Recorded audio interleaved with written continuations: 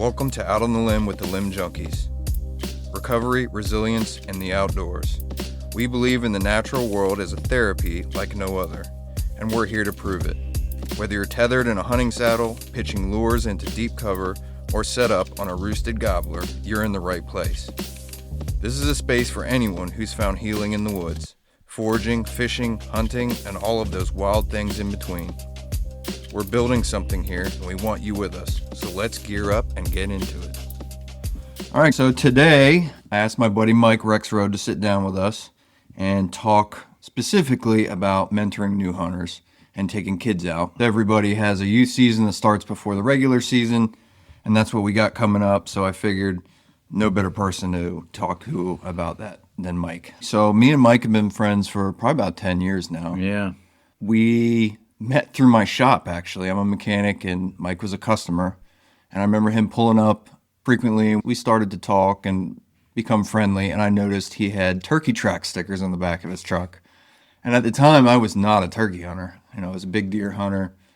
But I remember being like, hey, Mike, there's a lot of turkeys where I deer hunt. I would really like to get into it. And of course, Mike being Mike's like, yep, let's go. Tell me where. Mike is a turkey hunter's turkey hunter. He is Mossy Oak Pro Staff. He does a lot of different seminars with Mossy Oak where they sit and talk with people and try to introduce them to hunting or talk about things in the industry. I felt like he was perfect for this. Mike is to blame for me being a turkey hunting addict. I don't know if that's good or bad. I think it's good. Yeah. But something that I'm really grateful for, the more that I immerse myself in the turkey hunting culture, the more I recognize how grateful I am that you got me into this and you are a turkey hunter. You're not some guy that hunts turkeys. You're not a turkey killer. You're a turkey hunter. I've learned that there's a difference, not only from what I consume through media, but the more that I get into it and the more that I appreciate the bird as a species, the more I appreciate the hunt and the chase and how to ethically do it and morally do it in a way that brings respect to what we're doing. For that, I'm very grateful for you for that. I'm glad you took to it like you have. It's been awesome. We've had a lot of good hunts together. Oh, my God. We could talk forever about the hunts that we've had. Yeah. Because we've had a lot of good times. Yeah, we have. I wanted to introduce you guys to Mike. He's been hunting turkeys for a long, long time. So let's start just by, how'd you get into it? I started probably when I was about 12 and used to go to the Harrisburg Sportsman Show. There was a bunch of guys up there that just started calling, and I just took an interest to it. I loved to deer hunt with my dad. And being from Pennsylvania, the seasons are so short that I never really got a chance to do a lot of deer hunting. He would take me 1 or 2 days. But there was something about the turkey hunting that I just took to. It was the calling aspect. I just got started with the mouth calls. I got to go one time, probably when I was 13, and it was during the spring gobbler season, and it was crazy where we were. The birds were just gobbling like crazy. There seemed to be birds everywhere. It was probably back in, 1978. And this is Pennsylvania, right? Yeah. And none of my uncles or my dad really spring gobbler hunted, so it was something new for them, too, is just because I wanted to go. Now, were they all fall hunters? Fall turkey hunters? Yeah. Okay. They shot a bunch of birds in the fall. Yeah. But I wanted to hear them gobble. Yeah. I don't even know why. I just did.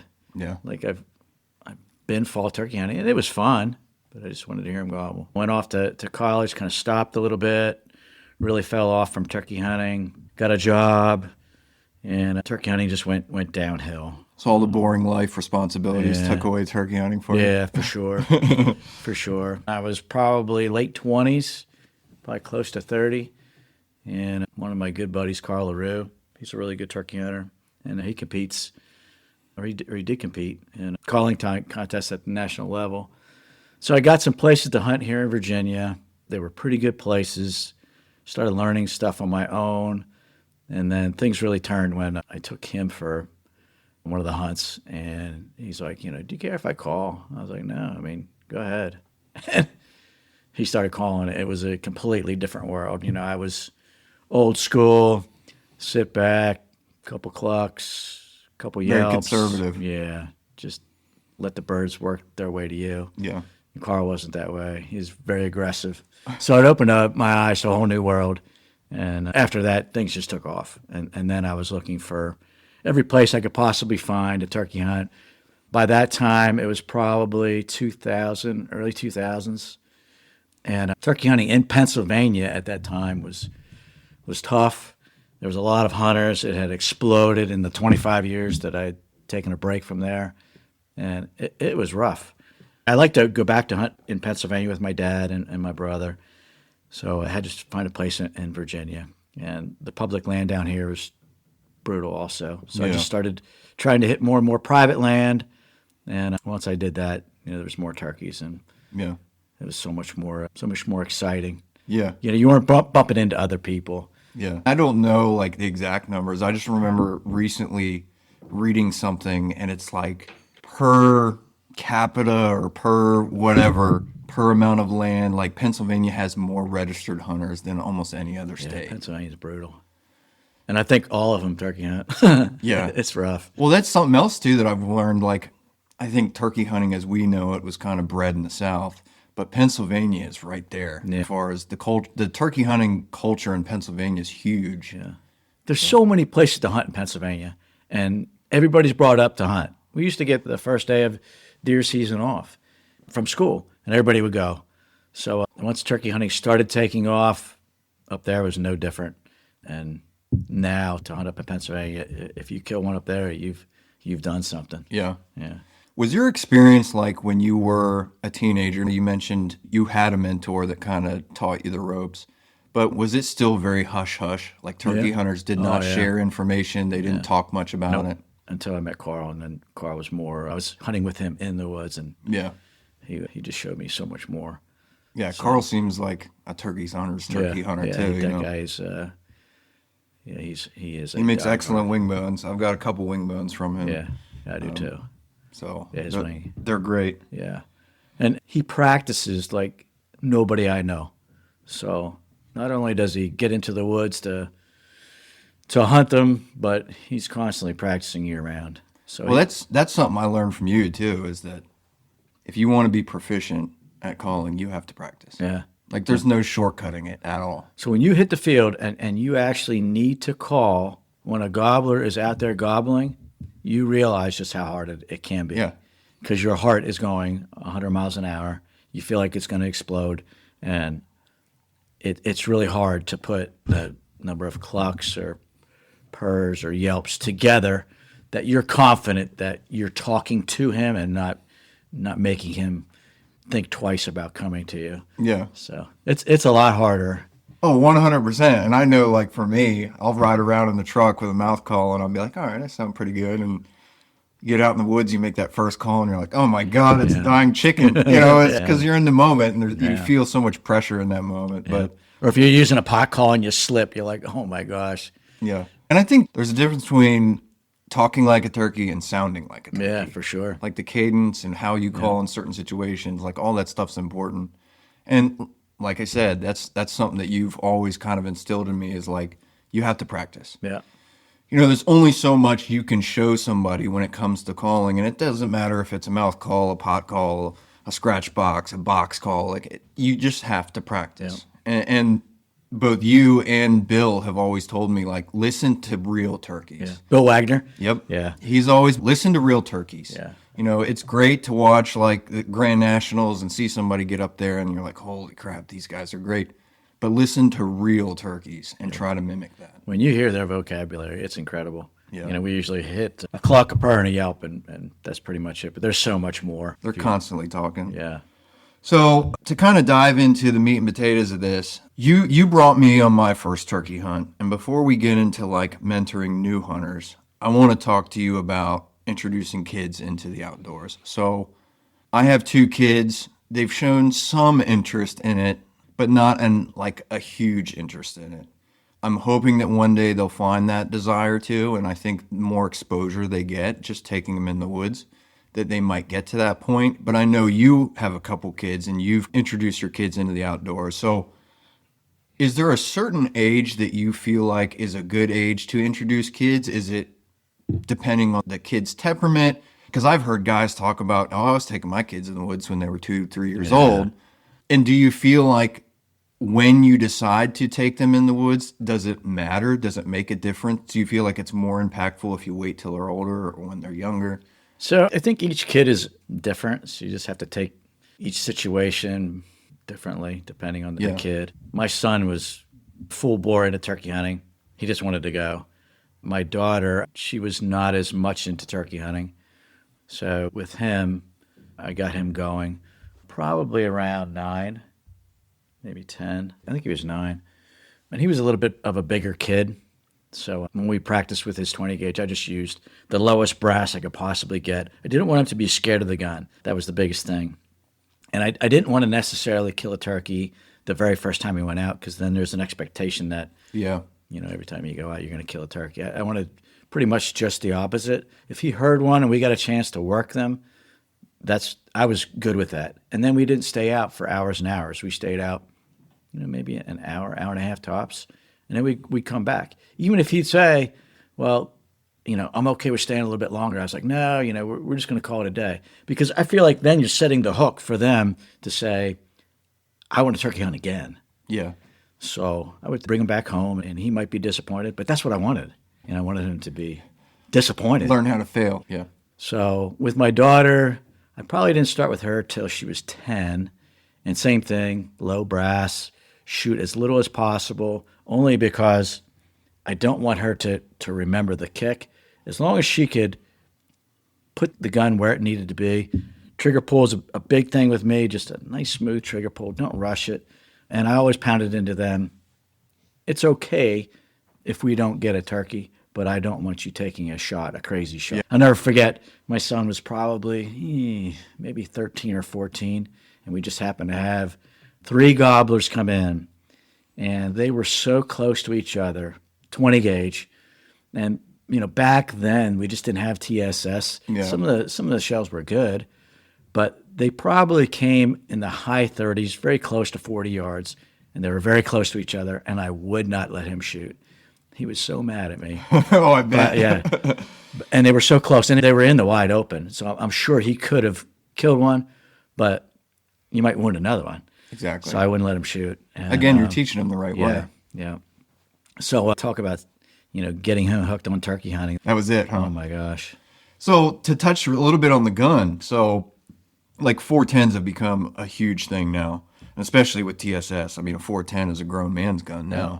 But I'm sure they were available back then. But was there some sort of conscious decision, like, I want to start them out on a 20 because they'll be able to grow more with it? Or was that just what you had? I bought both the kids a 20 gauge. So I just got 20 gauges that had removable chokes and did what I could to get them on that 20 gauge. I've never had either one of my kids wound a turkey habit get away. Yeah. So with a 20 gauge or with any gun, and my son now uses a 12 gauge, but my daughter still uses a 20. Yeah. I'll never forget my daughter. I think she was 11 on her first turkey that she killed. It was a Jake. And we had gone out, heard some birds on the roost. It was just a great morning. And at some point in time, she just decided, I'm going to take a nap. So I let her take a nap. And we never used blinds. I've never hunted from a blind. Yeah. I've never hunted an Eastern from a blind. And so we sat there, let her sleep, and I didn't hardly make any calls. And then I don't know what time it was, probably close to 9 o'clock, and I decided to make a call, and one bird gobbled, and I had to wake her up so that she could shoot this. And she was scrambling. I'll never forget it. It was so much fun. Yeah, that's cool. Yeah. Man, did any of them push back? So it seems like both of them were interested enough to go out. But did it ever hit a point where maybe you took them out a couple times and then their desire to go out fell off? Yeah, my daughter, probably when she hit a teenager, probably boys are more important, and turkey hunting's not necessarily as cool in school. So she kind of cut back when she turned 16, probably. A teenage girl at that point. Yeah. I'm going to be there soon. Don't worry. Yeah. And I'm okay with that. I want them to do, if they want to do it, I'll take them. And I'd much rather have them get a bird than me. Yeah. So, but my son, he's always been into it. He's always wanted to go. So I never really had to. After that one time that I just talked about, it seemed like that was it. Any chance he got to go turkey hunting, he was going. Yeah. Anything When you started the process, let's say the first handful of times you took them out, was there anything about it that surprised you, that you didn't think about maybe that would happen? And what I mean by that is not like circumstantial stuff that happens in the woods, but was it anything about their reaction or their passion for it or their displeasure for it? Did anything like that like completely throw you for a loop and surprise you that it happened that way? No, I don't think so. Not that I can remember. We practiced in the living room so much. Yeah. We would have an empty gun and on their knee, and I preached to them, look, to talk to me, you don't have to move, because if you move, then the turkey's probably going to see you. Yeah. So you can talk to me, and I'm going to be, right in your ear. I usually sat them between my legs, Yeah. and so they could talk to me. Right. You don't need to do this. You have to break them of that. Yeah. And they did a pretty good job. I can't think of anything that really shocked me. Their first reaction to hearing a turkey gobble, that was pretty cool, because then they could move. They're still in the roosting, so they could Yeah, move. it's that evidence they need to know that, Yeah. okay, it's safe for me to move a little bit because I know they're over there. Yeah. And then if the turkey gets close and gobbles, just to have them, their eyeballs get so big. Yeah, it's just awesome. Oh, yeah. I remember my first one, and I was a grown man. Yeah, So I remember that too. I've always had appreciation for the turkey, and I've never wanted to take a chance and wound one. It kills me to even walk down that road, and I never wanted them to go down that road. So if they didn't practice prior to the season opening, they didn't go. Yep. And that was how it was. You had to shoot the gun. As they got older, they would shoot it more often, but you had to shoot the gun, otherwise you don't go. And there was no exception. So I can't think of a time that they didn't shoot it, but they knew that was the rule. Yeah. You had to You're teaching them ethics and discipline at that point. Yeah. In order to take part in this, you have to be disciplined in what you do. And, for myself, I know, like, through my youth, my parents didn't hunt. My dad didn't hunt at all. He didn't grow up in a hunting family, and neither did my mother. But I just know through, like, my misled portion of my youth, like, I see hunting now for what it is and see how it could have provided structure and discipline in my younger years. So, like, for instance, with my own kids, and I want to get them into this, I can see how that could be super beneficial to them. Yeah. And it's just the simple things like you're talking about. Like, look, you enjoy turkey hunting. In order to do it, we have to do these things beforehand. Right. If you don't get to do it. Right. There's no sidestepping this order of importance when it comes to doing this. So I got a quick little science fact. This is a research done out of Cornell University. It says, research on parent-child outdoor mentorship shows that shared nature experiences create lasting emotional bonds distinct from other shared activities, partially because the stakes feel real without being dangerous. Studies on mentored youth hunting found strong correlations between the first guided hunting experience and long-term emotional regulation, conservation values, and sense of identity. So in a way, it's preparing the kids for life. Yeah. For emotion. Yeah. We know what it's like, man. You got a bird gobbling coming in, your senses go haywire. They do. And it doesn't matter how much you've practiced, everything kind of goes out the window, and you have to regulate your emotions. Yeah. And It's hard too. it's very hard. Yeah. It's funny because the last podcast I did with our buddy Chad, he talks about how, like, I go into this whole nother mode when I see a longbeard or when I know one's coming. Yeah. And honestly, I think that's why we like hunting. It's Yeah. because of that raw emotion. Yeah, no doubt. I've taken my daughter. She sat in the deer stand with me twice now, and I did take her out for youth season 2 years ago. We called a Jake in, and she enjoyed it. She definitely remembers every single bit of that morning. We had a lot of birds. The property I took her to. They're always roosting over that creek. Yeah. And so it was a symphony of gobblers in the morning. It kind of cooled down. I ended up calling a Jake in, and he walked right by us at like 5 yards. So she got that experience. But with her, she's shown no desire to even learn how to shoot at all. Whereas my son has not shown almost any desire in the outdoors, but he loves the idea of shooting. So I have like two opposite ends of the coin with my kids. Yeah, so my daughter is 11, my son's 8. Yeah. But this year, it's really funny because on the weekends I'll wake up and I'll go downstairs and drink coffee and watch YouTube turkey hunting videos.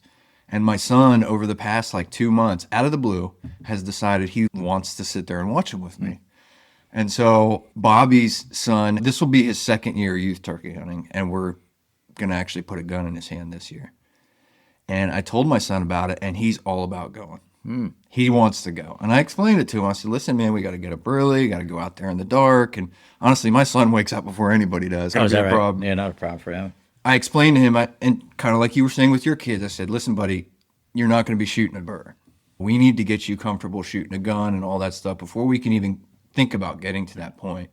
But he wants to go, and I'm excited for him just to experience it. That's awesome. To be out there, to be sitting in between my legs and hear the birds gobble. Hopefully we get one come in and he can see the whole show. So maybe as he gets older, maybe he shoots one at 11 or 12. Some kids just aren't ready to harvest an animal. And I don't know what age he'll be ready to do that, but maybe when he does, your daughter will then take a turn. Yeah. And she'll be like, you know what, maybe I'll try it and see what it's like.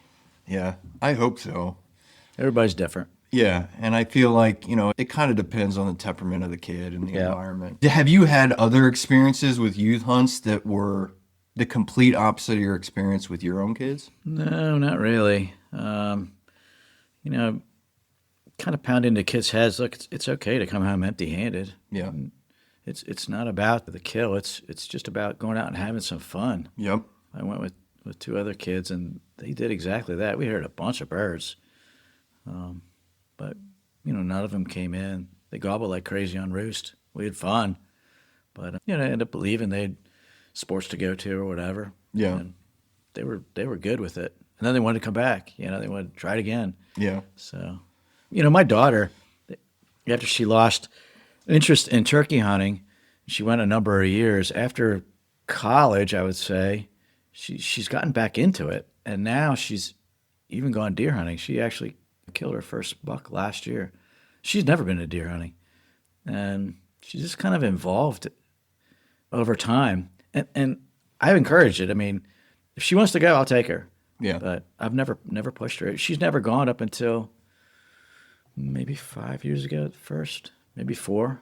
And then for 2 years, she just wanted to watch them. I was like, that's good. But she wanted a big buck. Yeah. I had. Well, you've set a pretty high standard. Yeah, so. I don't know how high, but it's just kind of let them grow, and then shoot something that's like, wow, all your friends will be like, oh my gosh, look how big he is. Yeah. So for 2 years, we've hunted.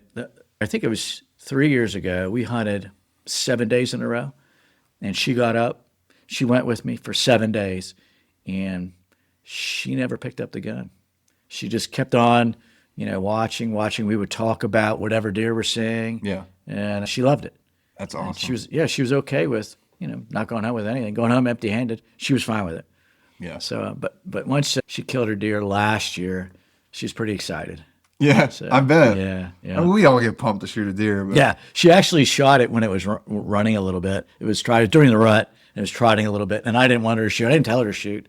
And the gun went off, and she looked at me. She's like, I guess I shouldn't have shot then. I was like, well, we'll wait and see, because we didn't know it went down. But yeah, it was fun. So does your approach, like, let's refer to me. So when I met you and, I'm like, hey, Mike, I can tell you're a turkey hunter. So there's some obvious differences between taking a youth out and taking a grown-ass man out. But is your approach the same? Is it still like you just want them to experience it? You need to coach them through the process. Is the expectation different being a grown-ass man compared to a kid that you're taking out? Like, can you talk through anything like that? Like, and I don't know how many guys you've taken out other than myself. Yeah. I don't know either, to be honest with you. I kind of lose track over time. But you still just talk your way through stuff. No quick movements. I can usually coach somebody when we're in the field. Yeah. Don't move now, or, move your gun now, whatever. But I usually walk them through a scenario somewhat, not in near as much detail as what you would a kid, but still at some point, hey, bird's probably going to come in and you're going to be pointing one way. Good chance he might not come in exactly right then. Yeah. It's not the end of the world if he walks away. There's a chance we could, call him back in or get him to a different opening. Or if you can get the gun moved just enough to take a clean shot. So not as much detail with a grown-up, but I stress again, you got to shoot that gun. You have to know what your gun can do. Yeah. And I try at all costs not to let anybody shoot more than 40 yards. Yeah. 40 yards. Even with TSS, I know you can go 50, you can go 60, but it's just not, I just don't want to do it. Yeah. So, I'm the same. I don't Yeah. feel comfortable with Yeah, it. I just try to keep them close. That's the hard part, is getting them close. I can only think of like 2 people that have asked me to take them hunting. But in both situations, I feel more comfortable with them using my gun. Yeah. Whether they have their own gun or not, I know my gun is good. I know what my gun can do. I know the limitations of it. And again, this isn't a youth, so you assume that this other grown adult can handle the 12 gauge that I'm handling them or whatever. And I think it matters too if, I can't really see somebody who has absolutely no hunting experience to be like, hey, take me turkey hunting. Right. But you assume that they have some sort of hunting experience. Yeah. Yeah, I've never had anybody really that doesn't hunt ask me to take them either. Yeah. So when I told you that I would like to get into turkey hunting and I had a spot with birds, we hadn't hunted together prior to that. It's not like we were deer hunting buddies and I said, hey, Mike, why don't you take me turkey hunting? But is there like a point during that process where you're like, I don't know if this guy's got it? Yeah, for sure. If I go with you and I don't feel comfortable, if you're not safe. Well, safety aside, obviously safety is one thing, but I'll talk you through it and hopefully it won't happen again. But if there's just, you throw all caution to the wind and your main objective is just to kill something, I'm out. I just don't want to instill that type of behavior in somebody. I just have fun. If you go home empty-handed, so be it. If you get a chance to kill one, let's do it. But do it the right way. Yeah, let's do it. It's so much fun. You have to have respect for the turkey.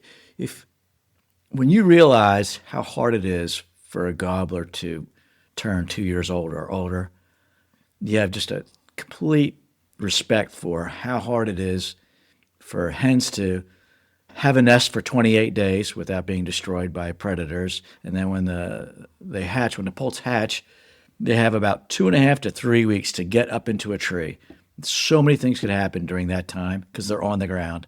So it's so hard. So I just don't want to do anything stupid or have somebody else do something. I mean, errors happen.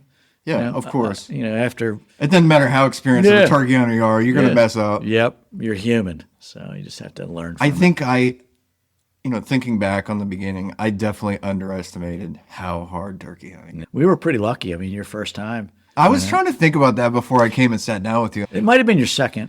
I couldn't remember if that was the first time we went out there or if it was the second. It was pretty lucky. I mean, we got that bird to fly the creek. Yep. And I didn't understand how difficult that was. Yeah. Yeah, now you do. Oh, I do. Yeah. More than anything. And he came right up over that bank. And, it worked perfect. Yeah, it did. I mean, you had the gun just pointed at the right spot. Yep. You kind of knew where he was going to be, and he came up right there. I'll never forget that Me neither. for the rest of my life. Yeah. Well, what's funny, too, is for avid turkey hunters out there, you understand birds do not want to fly water. I don't understand it. They prefer to roost over water, but when it comes to flying over a little bit of water, they just refuse to do it sometimes. So when I first brought Mike to this property, I was like, there's birds, and I'm sure you've heard that before. Someone's like, oh, there's birds here in the fall, and you get there and there's nothing there because that's not their range in the spring. But we go out there, and just about every time I've been to that property, it's just loaded with birds. Yeah. And I remember you that morning being like, oh my God, Yeah. because there's just so many of them. Yeah, it's one thing to have somebody tell you, there's birds everywhere here, and then you get there and you're like, But you said there was. So I take it with a grain of salt, and then I got there and I'm like, yeah, he's not kidding. A lot of birds. I feel like it was later, 8:30, 9 o'clock, maybe a couple hours after fly down. These birds typically fly down the other side of the creek. They gobble their brains out. They do what turkeys do. And then they mosey off, and eventually they go quiet. I remember it was mid to late morning. You engage this bird. He ends up flying a creek, coming over. I shoot him, and, He put on a show for us. He did, and like, looking back at it, in the moment, I didn't appreciate how big that was. Yeah. You know what I mean? Now, after years of doing it, I'm like, oh, my God, what a great... But what I think's even better than that is you called a second bird across the creek. Yeah. You know, the fact that you got one to do it, but we got two to do it that day, and you know it didn't work out. But Just got lucky. it's just a feat, you know. That's like I've been hunting this property for years, and I can't tell you how many times I've just got my butt whooped because they won't fly the creek. Yeah. And in my experience too, whether I'm calling and I'm very novice, or I bring you or Bill, who are great callers, it doesn't matter. If they don't want to fly it, they're not going to fly it. Nope. It's amazing. They make up their mind for whatever reason. Yep. And you just never know.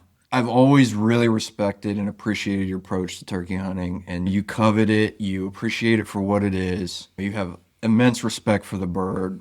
You teach discipline, but you also teach, like, it's fun. Yeah. We're out there to have the experience. It's not about shooting the bird. And man, me and you have hunted a lot together. Yeah, over we the years. have. We've had a lot of successful harvest days. We doubled a couple times together. Yeah, we've sat there for a couple hours and never made a call, and then make a call. We get one to gobble like hundreds of yards away.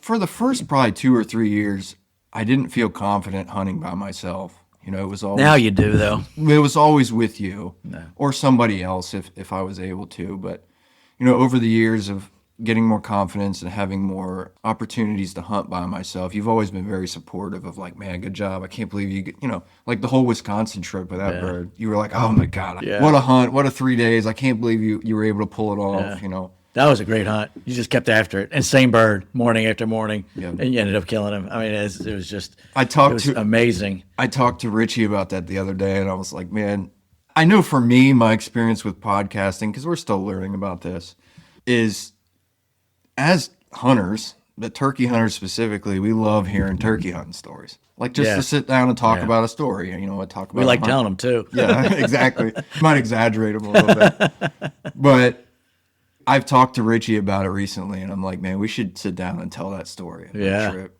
Because something about that trip changed me. Like something about the pursuit of that same bird for 3 days, and having to use every little tool that I've picked up along the way from you, from anybody, to try to get an opportunity. It changed something in me. I could be wrong, but it seemed like that was the first time you put all the pieces together. Like you kept picking pieces here, pieces there, and you were. You know, I wasn't able to fly to Wisconsin to help you. You were on your own. I think I kept calling you. Like I would call you at the end of the day and be like, "Look, this is what we're dealing with. What do you think?" But still, to this day, I was thinking about this the other day, Mike. That's the only bird I've shot by myself. Really? The only one. Well, I mean, I've called birds in for other guys. Yeah, you hunt with a lot of people, so I like it. I like hunting with other people, but that's the only bird that I've shot hunting by myself. That was a tough one too. That was a good bird too. It's a giant bird. Yeah. I can't overemphasize just how grateful I am for you being the mentor that I've had, because I can see how different styles of turkey hunting can lead guys down the wrong road. Yeah, for sure. You get more caught into, you know, a turkey killer instead of a turkey hunter. Yeah, and there's a difference. Yep, there is. There is a total difference, man. If you're willing to, you know, crawl up on birds, just do stuff that I just don't use those tactics myself. I want the bird to come to me. I don't know. So I want to kind of move into turkey calling. You know, you've kind of shared a little bit about how you got started out, and it was the calling aspect that really attracted you to turkey hunting. At what point in your mind did it change from I want to sound like turkeys to I want to know how turkeys talk? Where you were more like your attention to detail was more so on the cadence and when to say what, and if a hen is over here yelping and cutting, what is she trying to say? Right. I'd probably say the mid 90s, probably. So was it shortly after you got started, or was it like 5-10 years into it where you were like, maybe there's more than just making a cluck and a yelp that sounds good. Maybe it's I need to figure out when to yelp, when to cut. It was probably mid 90s, somewhere around there, that I started coming out with cassette tapes. So I started listening to those. Early 2000s, they started coming out with stuff on the computer. Made it a lot easier. I mean, just live hen recordings, and you could sit back and listen to them. And then hunting with different people that were, you know, more experienced than I was. Yeah. So it's all about passing stuff on to people. Yeah. Learning from other people. I asked you the question, like when you got started, was everyone hush hush? Because that's what I've always heard about early turkey hunting culture was. Yep. You didn't talk about what you did. It seems like that's completely changed in the culture, is that people are really more apt to teach. Yeah, for sure. Yep. Everybody has their way of going about things. If it's not direct teaching, just like, for instance, all the years of me really following your lead, to me, I was a sponge. Listening to how you call, listening to when you call, listening to how loud or how soft you call, and what situations you call a certain way as opposed to others. And a lot of that is my brain and the way I process things. But I was so fascinated with how everything was that I was trying to gather as much as I could. You wanted to learn. I wanted to learn. Yeah. And you just keep at it. You're relentless. And it's, as much as I've sat next to you in the turkey woods, and now, Bill, who's an excellent caller, sat next to him in the turkey woods, I still sound like crap. You know what I mean? I don't think so. I mean, I sound better than I did. Yeah, you sound different. Yeah. So, and you never know what a bird's going to want. Yeah. You just have to see, try it. Yeah, he's a good caller. But there's a different type of hunting also. He's real aggressive. Yeah. He's louder than what I am. Yeah. He kills some birds. To me, that's fascinating. Being so obsessed with the culture, I think it's so fascinating to see the differences. Yeah. How different people approach birds. And everybody has success. Yeah. Don't let that be mistaken as like success is, abundant, because it's not. It's hard as hell to kill a turkey. Yeah, 95% of the time you go home empty-handed. But hopefully you learn something. At what point did you start tinkering with making your own calls? I don't know. In 2019, I don't even know why I did it. I don't know if I was bored. Jack Chimera, if you've ever heard of him, he's from New York. He used to make scratch boxes, and he was really, really good at it. But he didn't make many, and he was hard to get a hold of. He's since passed away. I think he passed away around 2010. But I had a couple of his calls. I like scratch boxes. So I decided, you know what? I'm going to try to make some. And my dad's a really good woodworker. So I just started tinkering with making these things. And I mirror them after Jack's call. So I try to make something similar to it. I've never cut one of his calls apart, so I don't know what it looks like on the inside, but I would imagine it's something similar to what I do. I liked it. I was like, wow, this is pretty fun. They sound pretty good. Started killing birds with it. We talked about Carl, and he's taken some of my scratch boxes, and he can play it like there's no tomorrow. And I said, well, if they sound that good in somebody else's hands, then I'm going to try to make some. I kind of cut back on how many I make anymore. After, 5 or 6 years of making them, I just don't make it. Whether you've handed me probably 6 of them over the years. Yeah. You never let me pay for them either. Yeah. So it's not a money-making thing. It's a passion thing. Yeah. No, if you have them, I'd like you to, learn to use them. Scratch boxes can be pretty good, especially if you want to go light. You just hike back into the woods. You just want to take something light. They're very convenient, very small. I carry like 5 just because I have 5 different calls that sound different. That's something I've always appreciated about you too, is you run a wide variety of calls. Like a lot of guys, and I think you too, you have your go-to calls that you feel most confident in. But since I've known you, you've always been confident and able to run every call that I know of, as far as shape, size, friction, mouth call, like all of it. There's a couple that I can't run. It's just for whatever reason I can't run them. But I'd say most of them, like a tube call, I can't run a tube call. Yeah, I've never seen you run a tube call. But for whatever reason, that the vibration of the latex on just drives me insane. So I don't even try. I don't think I've ever even seen somebody well, that's not true. Bill uses one every once in a while, but the tube call is a really niche call. I feel like it's not. Yeah. It's not like something crazy, but well, if you don't mind, do me a favor, just run the call a little bit. What it sounds like. This is just a cedar call I made, 6 years ago. That's one of my favorites. Just have a striker, some chalk on the striker, and it's just it's nothing technical about it. They're pretty easy to run.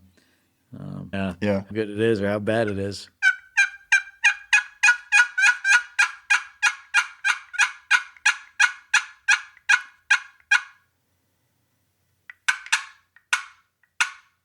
So and they sound really good. Yeah, I've killed a number of birds with them. Matter of fact, that's usually my go-to call now, mainly because I make them. Well, yeah, there's like a different satisfaction to know that you called something with something you made. I used to be when I first started out, I was mouth call only. And then one of my mom's friend's husbands, no, that's a mouthful, was friends with the Bill Ziering, and he got me a Cody call. This is back in the late 80s. And then I started playing a pot call. And then that was my go-to call for years and years and years. I just played a pot call probably for 15 years. And then I switched over a little bit to a box call, liked those for a while. And then another buddy of mine got into wing bones and trumpets. So I went down that road for a while. And now, with Carl making wing bones, now I really use those quite a bit. Mm-hmm. So, yeah, it's kind of like I go through phases. Yeah. So. I think hearing you run pot calls when we first started hunting together kind of drew me to that. Yeah. That's my most confident call, and I feel most confident with a pot call. You can do just the basics with it. You get loud, go soft. Yeah. Yeah. And there's so many people making pot calls today. It's crazy. It's like the industry's just taken off. That's another I don't make a lot. I mean, there's so many people making these or making other type calls that, and like you said, I just don't make them for the money.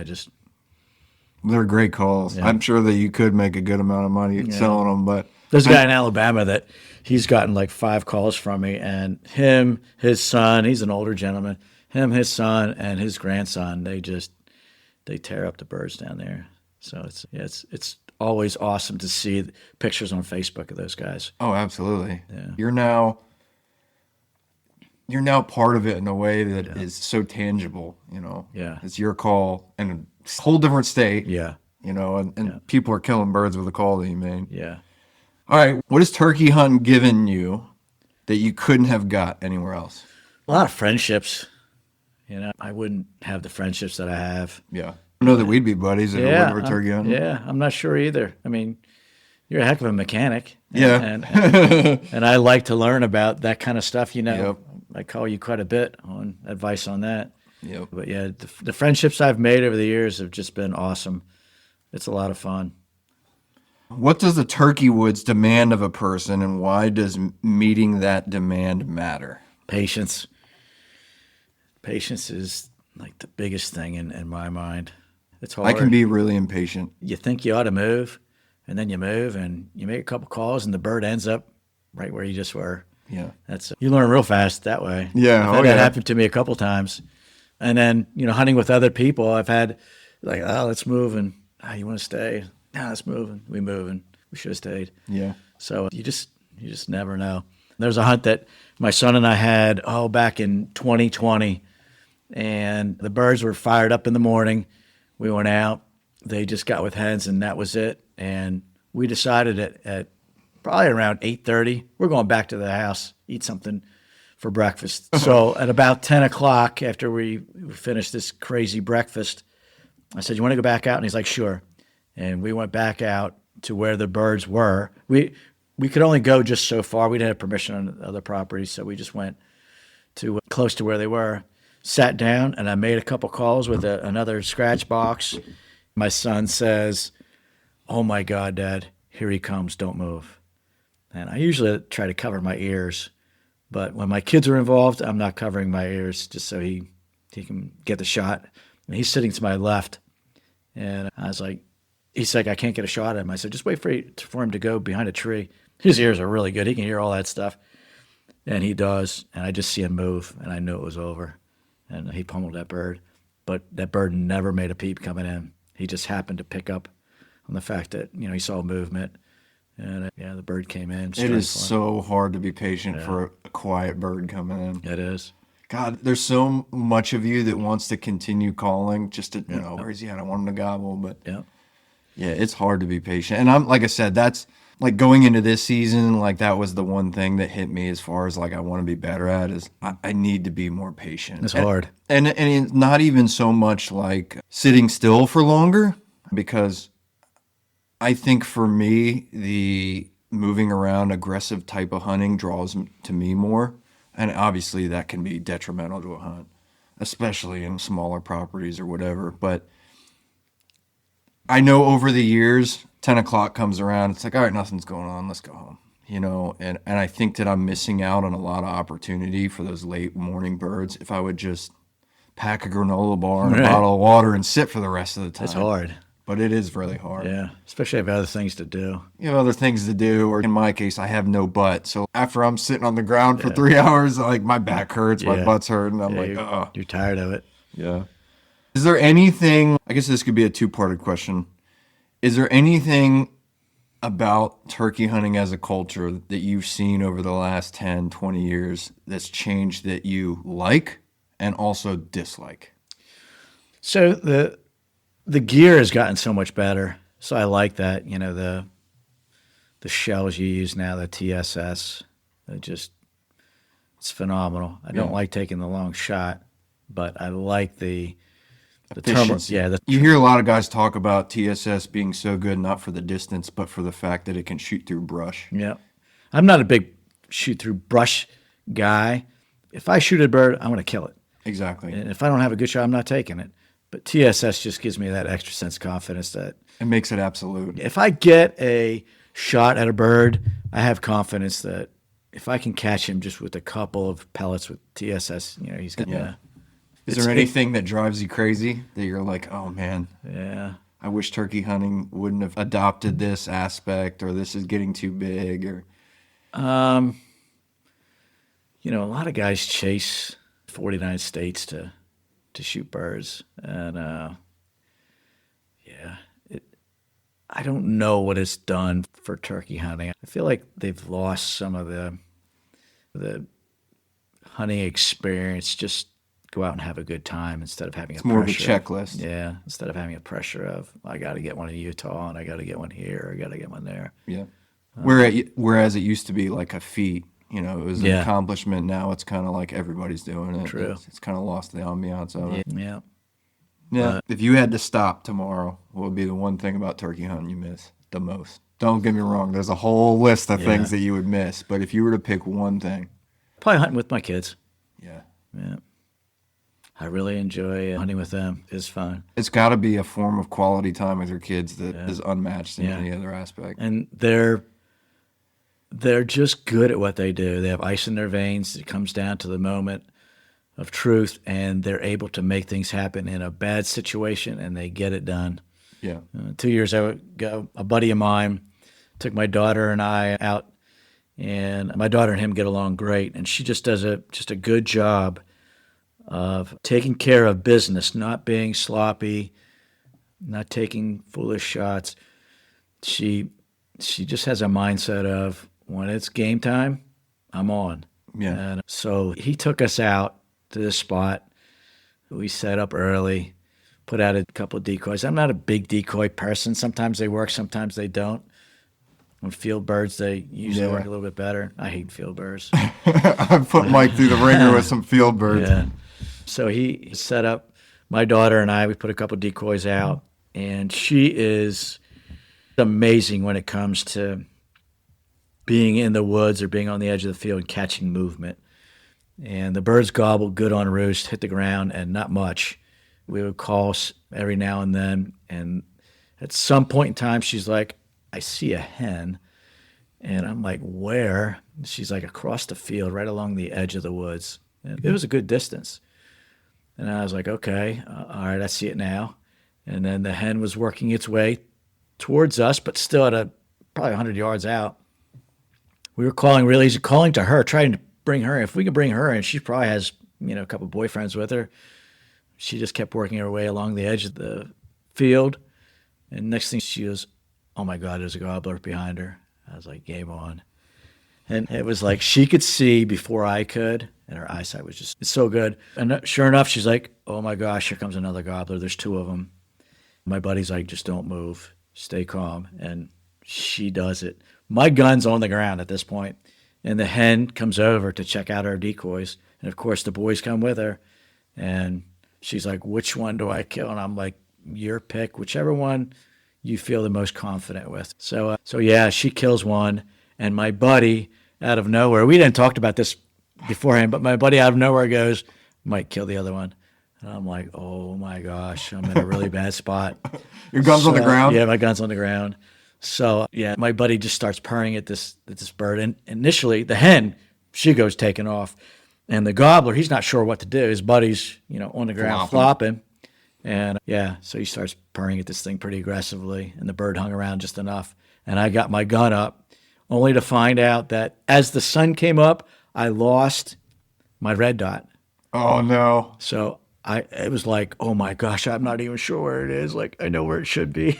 And he was about 35 yards. So my gun at that distance shoots it pretty good. Oh yeah, you're good. It's not, I don't like a real tight pattern with TSS. And yeah, I dropped that bird too. So it was the bird she shot that morning was huge. Yeah. I know that's a great picture of the two of y'all with your birds. Yeah. That morning was unbelievable. My son and I have doubled a couple times. You and I have doubled a couple times.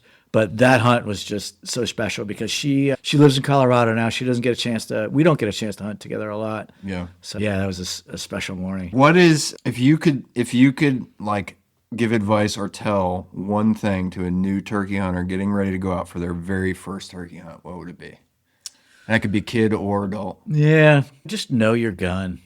Know what you can do and don't take a risky shot. Yeah. You have to identify your target. Again, don't take a risky shot. I think that's the biggest thing. Yeah. You go out and you're able to hear a bird gobble and talk to him a little bit, and he gobbles back to you. That's a great hunt. You've already accomplished what you went out there for, in my mind. Yeah. I don't ever come back from a turkey hunt upset if I heard a bird gobble. Yeah. Period. It's just fun. Yeah, it's the best. Yeah. Best bird you've ever called in. Not the biggest, just the most memorable. Started with a crossbow once, and it's hard with a crossbow. A shotgun, so much easier. And this bird was in an area that it was pretty tough to get close to him. I sat down, called him in. He gobbled almost the whole way until he got really close to me, and then he shut up. And I knew where he should come out. Well, when I saw his fan, it was too late, and he was, 20 yards from me, but there's no moving. So he was just slightly off of where I needed him to be with that crossbow, and he walked within 5 yards of me. I just closed my eyes and never moved, and he walked right past me, and I waited for him to get by me, and then he started gobbling on his own, probably 70, 80, 90 yards out from me, and I let him go. I had no decoy out at the time, and then once he got out there far enough, I actually had a decoy with me, and I turned around, stuck the decoy about 30 yards from me, 25 yards, and set it up, started calling to him, and he fired back up. And Turned right back around. I called him back in, and then I killed him with the crossbow. That's awesome. Yeah, that was crazy. And it was late in the morning, too. Yeah. I talked about my daughter's first bird, and of course my first bird. Those are always very memorable. But my son's first gobbler, it was a youth hunt here in Virginia, and it was pretty cold that morning, and he sat right between my legs, and we had this bird coming on a string right to us. And he came right in front of my son's gun, and for whatever reason, he decided not to shoot. He's like, I just don't have a clear shot. And I was like, when you have a clear shot, I'm that far from his ear. So when you have a clear shot, go ahead and kill him. But there was no pressure from me. I never said, kill him now. And the bird came in, and for whatever reason, he didn't pull the trigger. And the bird started walking left, and I said, just follow him with your gun. And he did. And the bird just kept going through openings and never picked up on my son moving. Why? I don't know. But he just kept on moving to our left. And I just kept telling my son, just keep following him. And whenever you get a chance, kill him. And he never did. And the bird circled almost the whole way around. And the bird got to back here, and my son was turned almost completely around between my legs, and he had his gun sitting like right here. In your elbow, crease. And I'm like, if you can kill him, again, kill him. Boom, the gun went off, and he dropped him. It took him from there to back here, and I don't know why. He just said, it's not right quite there. I can't get a shot there. He's moving, whatever. And he just wanted to watch him longer. It was crazy. And it was on my birthday. Oh, that's great. Yeah, and we got that bird mounted. And that's the only bird that I have mounted. It's a great mount, too. Yeah, it's pretty cool. I think from my time hunting with you, the one that sticks out to me the most, and this goes back into the whole patience thing we talked about, was we were hunting field birds. This is one of the days we doubled. We were hunting field birds. These birds typically roost 200 yards into the woods. They fly down. They come out to the field. At this point, we're putting decoys out in the field. We get the birds to come in. I end up shooting one. We celebrated and we enjoyed the moment like we always do. And this was early on. This was probably only like my third year turkey hunting. Yeah. And I was like, so what do we do now? And you're like, we're going to sit here for an hour and a half and not make a peep. Yeah. I remember it. You're like, we're going to do what? And again, this goes back to patience.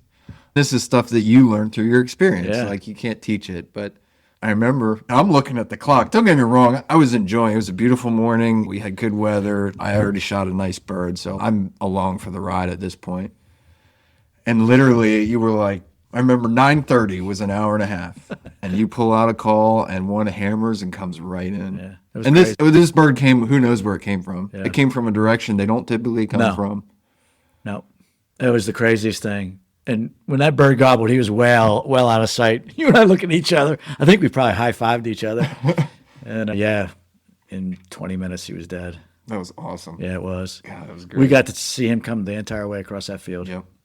He came in at a different angle. He didn't go to the decoys. No. He flanked the decoys and was walking past us. Yeah. To me, out of all the hunts we've had together, that one sticks out the most because it was almost like you knew it was going to happen. And obviously you didn't, but hey, we're going to be patient. I'm going to call. Yeah. All right. Exactly. That happened one other time to me, hunting with a buddy down in Roanoke. He was a new hunter, and we had so close right off the bat, and the bird had a hen with him. We were close. And the bird walked off gobbling with the hen. He's like, what do we do now? I was like, well, we're going to sit here for an hour and a half and not do anything. Yeah. So him and I just sat there and we chatted. Or I think we had phones at that time. So we were on our phones, whatever. I know me and you were always looking at stupid stuff on the internet and laughing. Yeah. And then the bird gobbled on his own. And I started calling to him. And he came right back in. He killed him like tight. It came right into us, and he didn't shoot. I told him, wait till he gets close, and he let him get really close. He said, if I was back in Pennsylvania for that, my buddies would have pounded that bird with calling. And I was like, yeah, I don't know. It's just how I played it that morning, and it worked. Yeah, exactly. And he's like, yeah, my buddies have no patience. So, yeah, it worked out good. That was his first bird, too. Oh, that's great. Yeah. I'm sure you've called in a lot of people's first birds. My daughter and my son. My daughter shot her first bird when I woke her up that morning. It was a Jake, and he came in, and he hopped up on the log. And I'm like, kill him, Jackie. And she pulled the trigger. And the log was pretty big. And she literally took him right off the log, and he went, and he never flopped, never nothing. It was just like he disappeared. Boom. And she's like, where is he? And honestly, I said, I don't know. Maybe you missed, maybe, I don't know. So we ran out there, and he was laying on the other side of the log. Yeah. It was awesome. It's crazy morning to sit there. God, that's awesome. Yeah. I don't really have anything else to drill you with, but what's one thing that can't be taught but only experienced as far as in turkey woods? I'd have to say hearing him spit and drum. Like there's nothing like it. But to have them that close and either being able to see them or you can't see them, it doesn't matter. But there's a part of your chest that you can feel that vibration of them spitting and drumming. There's nothing like it. It's the weirdest thing, and it's awesome. Yeah. I remember when I called that giant bird in for Bobby out of some stroke of luck. And I was definitely lucky. There was no experience there other than what I've watched you do, the years prior to it. Knew like, okay, I don't need to call anymore. Time to shut up. But that bird strutted past us at like 5 yards. And I remember that was the first time I heard spitting and drumming. And like you said, it's not even so much something you hear, you feel it. Yeah. I don't know why. But it's awesome. It is awesome. So I got to tell one other story. I was hunting with my good buddy Stoner. He's awesome. I've hunted with him many, many times. And to hunt and to kill a turkey with him, it's insane because the guy comes unglued. he celebrates and the whole world knows it. So one time I was hunting with him, and it just so happened that usually I try to get whoever I'm with, try to get them to get a bird before I do.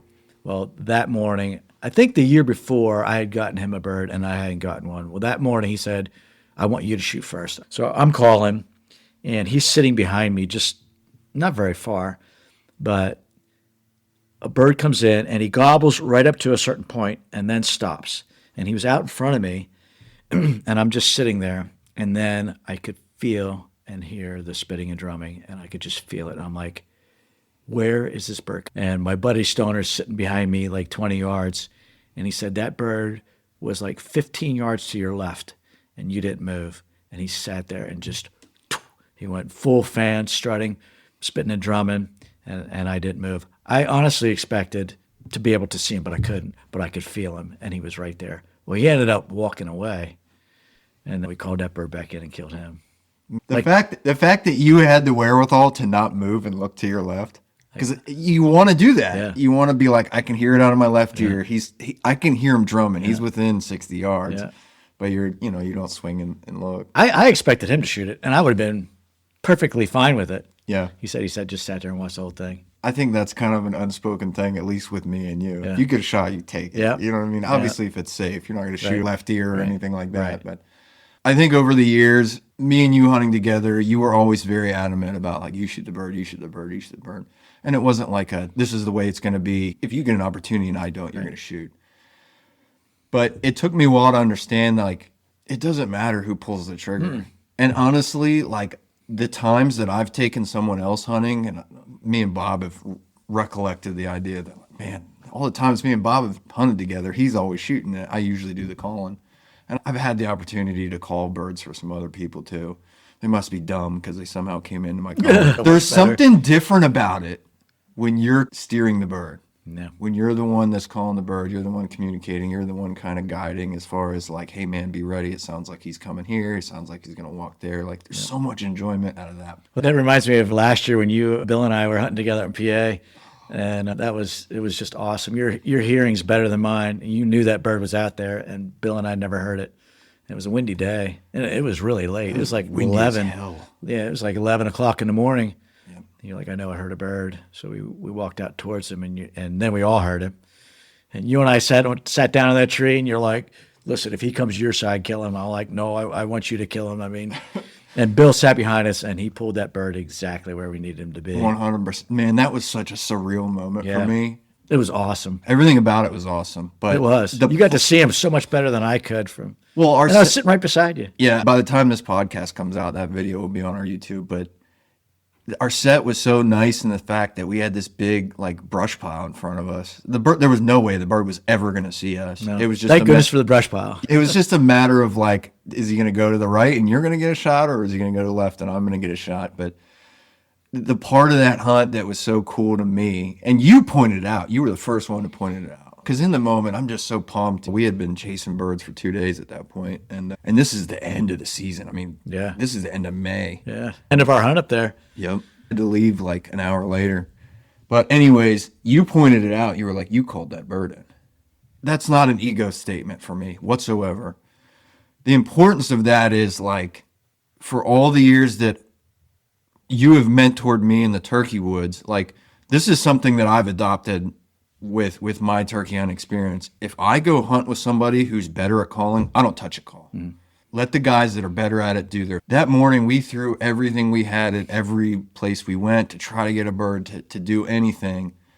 And I remember this being the last hour that we're hunting. I don't want to say we lost hope, but we weren't expecting it. No. And he was like 25 mile an hour winds. You can't hear nothing. And I ran a pot call and he hammered. And it was just like. You started a bird, you finish it. Yeah. You did, man. And that, to me, just to be on a hunt with you guys that I look up to in the turkey hunting world, and for me to be able to engage that bird and call him in. And obviously Bill closed it out. No, he finished the deal for sure. Being where he was in relation to the bird and us, like he pulled it right by us. But man, that was so surreal for me. Never forget, you saw the bird and I couldn't see him. And you're like, oh my gosh, I'm like sitting in a hole. I got to get up. And I'm like, don't move. Next thing I know, you're like scooting up. I'm like, oh no. And he was behind that brush pile. Yeah. And then he popped out to the left, Bill pulled him right to the left, and you killed him. He was a good bird too. So you know what I love about that hunt, besides the experience, is the picture of the three of us afterwards. The black and white that I don't know when you guys put together. Yeah. It was awesome. That's what it's about, man. Yeah. I think for me, even if we don't shoot that bird, that whole trip, that whole experience is a lasting memory for me. It's fun. I mean, the fact that we did shoot a bird obviously solidifies it as more of a core memory, Right. but just icing on the cake. like I said, everything about it, just being there with you guys and what we went through. And you briefly spoke about guys that are trying to shoot birds in every state, and that is not my goal whatsoever. But I've been fortunate to shoot some birds in a handful of states. And for me, it's a whole new world. You know, it's a new environment, it's new territory, it's topography that I'm not used to in the places I hunt. You know, so to me, that is so immersive and so fun to just go to a completely new place, even if it's private ground that a buddy of mine knows there's birds on it. Right. To me, it's new. It doesn't matter. Right. All right, Mike, I really appreciate you sitting down and talking with me. Yeah, enjoy it. Always enjoy talking. Talking about hunting. hunting. Yeah. Yeah. Yeah. And again, I really appreciate you teaching me the right way. Yeah. You know, It's fun. It's invaluable. We have It a good really time. is. And like I said, the more time goes on, the more I appreciate it. No, looking forward to our next time out. Yep, it's coming soon, bud. Yeah, I know. Can't wait. All right, man. Sounds good. Thanks for going out on a limb with us. If this episode hit home, share it with someone who needs to hear it. Find us on Instagram, YouTube, and Facebook, and follow along for more. Until next time, keep your powder dry.